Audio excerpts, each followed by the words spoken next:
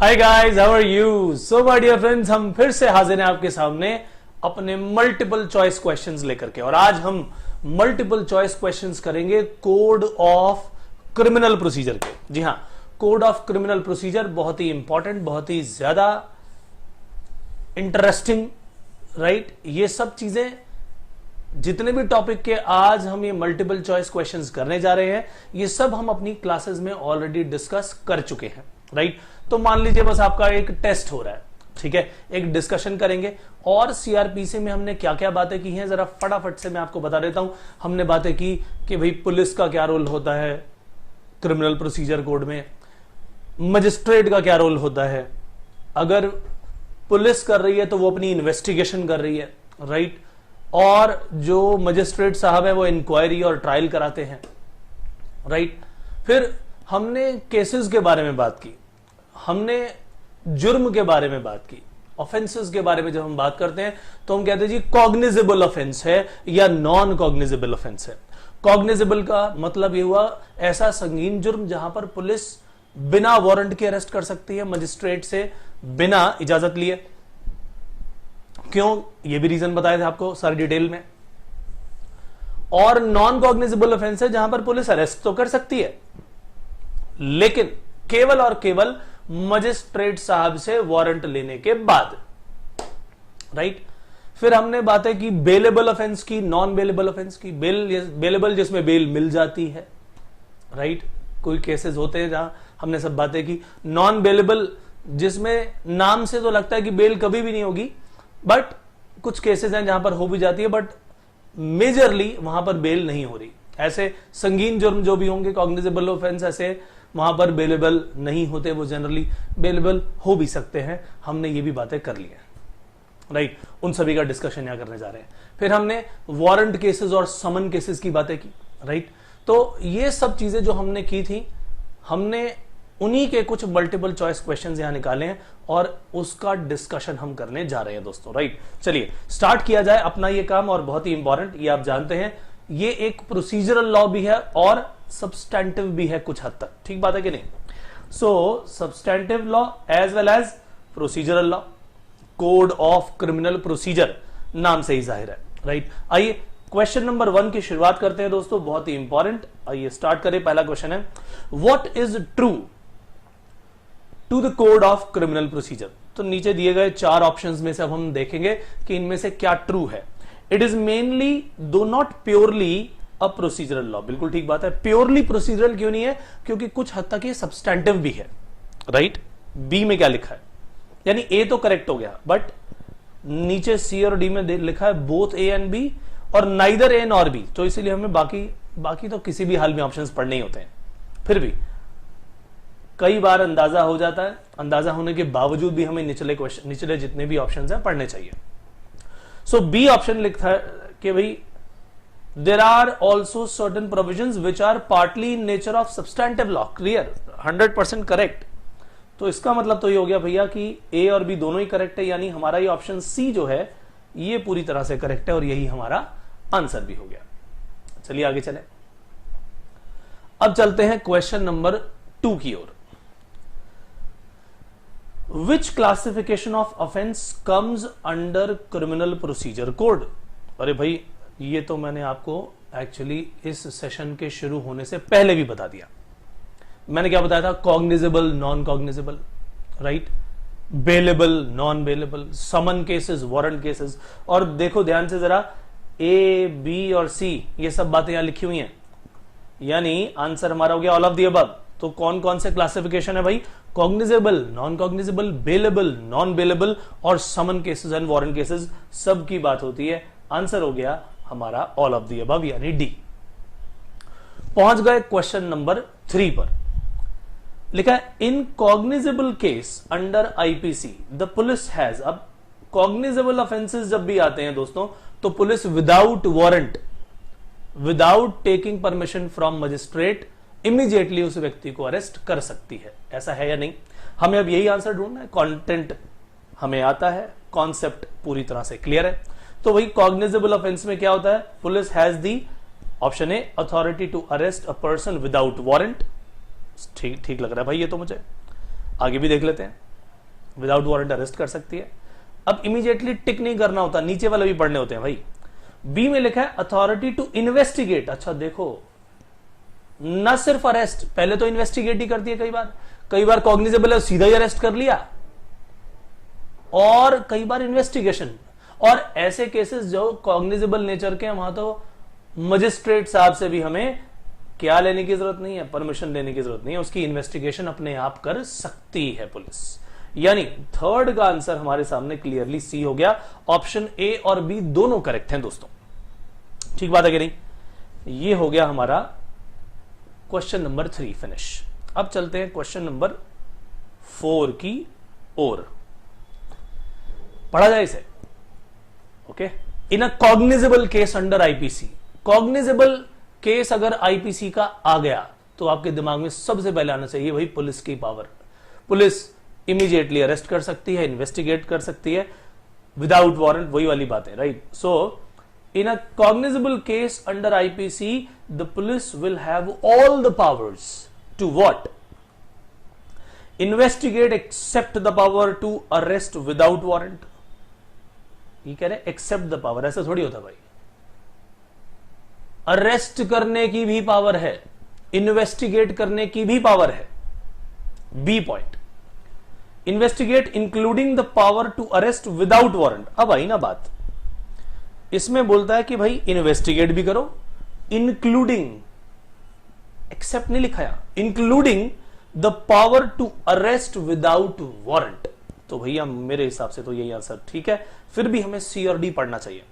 सी में लिखा है investigate and arrest without warrant only after seeking permission from the magistrate. Magistrate की permission की जरूरत ही नहीं है भाई साहब, कॉग्निजेबल केस है ये। अभी तक बी ठीक लग रहा है। डी पढ़ते हैं, investigate and arrest without warrant only after informing the magistrate. अच्छा, अब परमिशन की बात नहीं कर रहे, कहना भाई इन्फॉर्म करना पड़ेगा मजिस्ट्रेट को। भाई साहब इन्फॉर्म करने की भी जरूरत नहीं है, राइट? इसका मतलब यह हुआ कि ए, सी और डी तीनों गलत हो गए। करेक्ट आंसर हमारे सामने आया, वो कौन सा है? करेक्ट आंसर है हमारे सामने बी, राइट? तो क्वेश्चन नंबर 4 कर रहे हैं और आंसर है B, investigate including the power to arrest without warrant. ये आंसर है correct. Question number 5 we are going towards. Okay, आजा भैया 5। 6 जी पहले आ गए, ठीक है। Question number 5, a magistrate has the power under CrPC to direct the police to investigate into. बिल्कुल ठीक बात है। अच्छा, ये मत समझ लीजिएगा कि भाई इन्वेस्टिगेशन अगर करने की पावर हमने दे दी पुलिस को कि भाई कॉग्निजेबल ऑफेंस में तो आप करो, और हमने कहा नॉन कॉग्निजेबल ऑफेंस में आपको मजिस्ट्रेट की परमिशन लेनी पड़ेगी। अगर हम इस प्रोविजन को देखें तो दिमाग में क्या आता है? अच्छा, इसका मतलब तो यह होता होगा कि मजिस्ट्रेट साहब केवल और केवल नॉन कॉग्निजेबल ऑफेंस के केस में ही अरेस्ट करने के लिए ऑर्डर दे सकते हैं या इन्वेस्टिगेट करने के लिए ऑर्डर दे सकते हैं। तो भैया ऐसा नहीं है।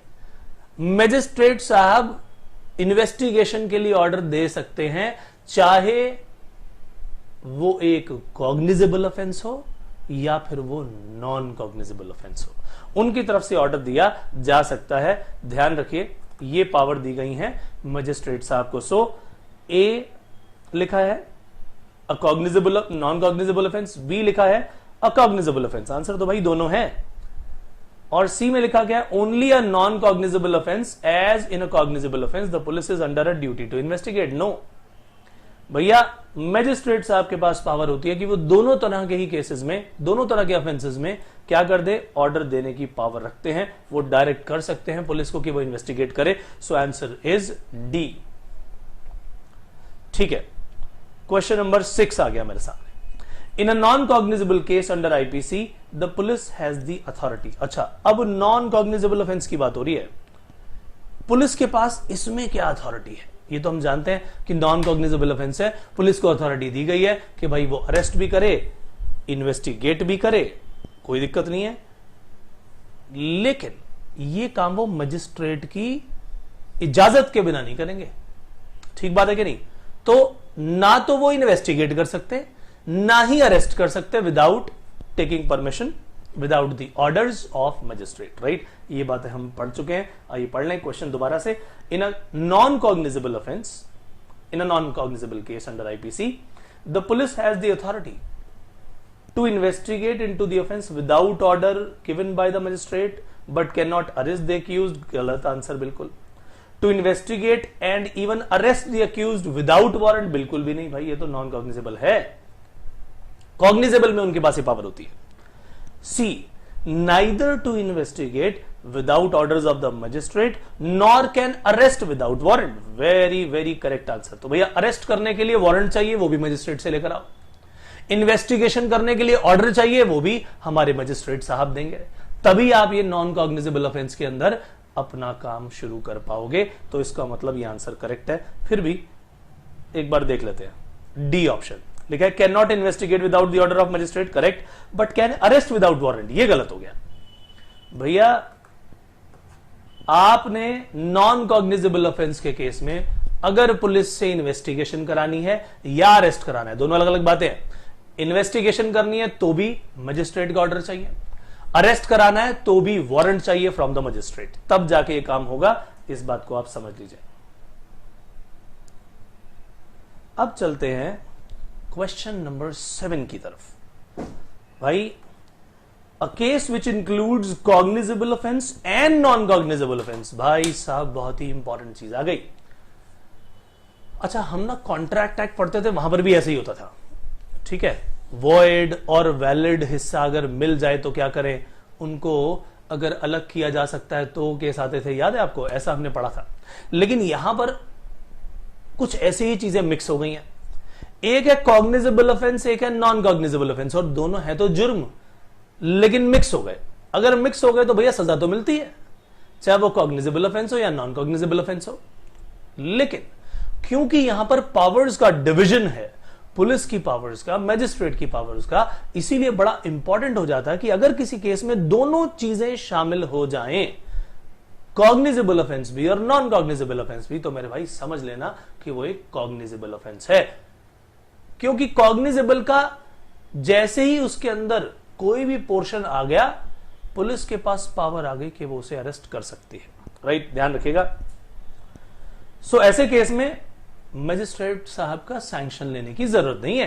कॉग्निजेबल जरा सा भी उसमें है तो जाके अपना अरेस्ट भी कर लो, इन्वेस्टिगेशन चाहिए तो इन्वेस्टिगेशन कर लो। ये दोनों बातें किसको बताई गई, पावर्स बताई गई पुलिस को। So a case which includes cognizable offence and non cognizable offences is, ठीक है, क्या लिखा है, a cognizable case but requires sanction of the magistrate.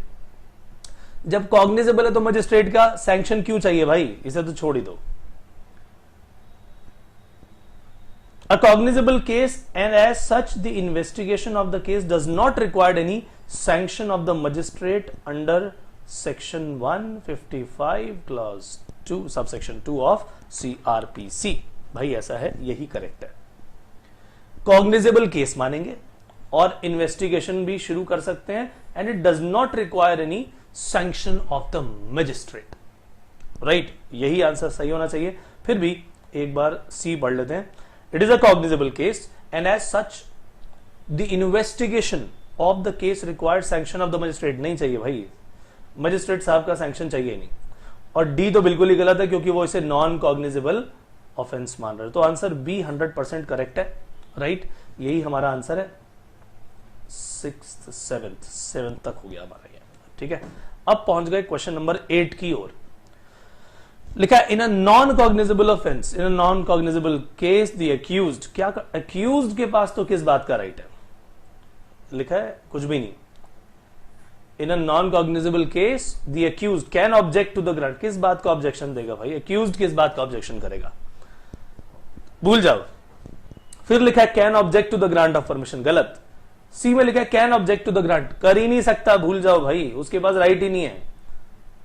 D लिखा है has no right to participate in the proceedings and can not object to the grant of permission under section 155 subsection 2 of CRPC, ये है correct. जिस व्यक्ति के ऊपर वो इल्जाम लगा है वो कोई ऑब्जेक्शन नहीं कर सकता। यहां पर प्रूव कर दे भाई तू गलत नहीं है, बात की बात है वो, बट आप ऑब्जेक्शन नहीं ला सकते वहां, राइट।